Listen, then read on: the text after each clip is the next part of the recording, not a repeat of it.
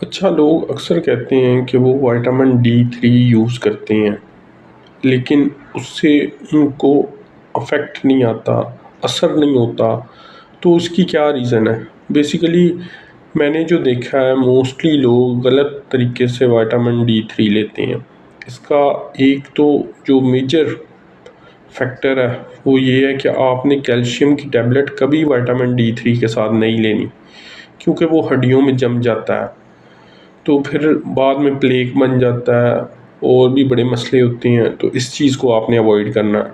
और दूसरा बेसिकली क्या करना है कि आपने ना, जब भी विटामिन D3 यानी विटामिन डी जिसे आम ज़ुबान में कहते हैं कैल्सीफेरोल, वो लेना है, तो आपने हमेशा उसके साथ K2 और मैग्नीशियम लाजमी लेना है। इससे क्या होता है कि ये हमारी बॉडी में पूरी तरह अब्जॉर्ब हो जाता है, सर्कुलेट करता है, कार्बोहाइड्रेट्स का मसला नहीं होता।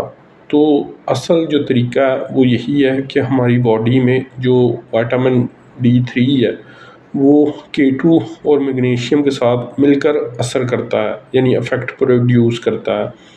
अब हमारी ब्लड में यानी कि हमारी बॉडी में कितना विटामिन D3 होना चाहिए, तो ये नॉट लेस देन 70 नैनोग्राम है।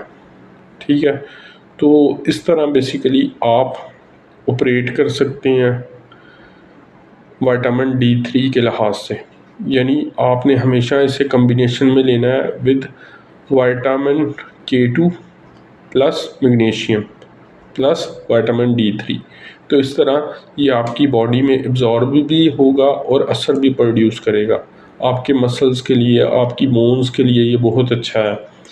तो इसके अलावा आप मेरे साथ मेडिकल अपॉइंटमेंट भी बुक कर सकते हैं, उसका लिंक नीचे डिस्क्रिप्शन में भी दिया गया है और नीचे कमेंट बॉक्स में भी। Thank you.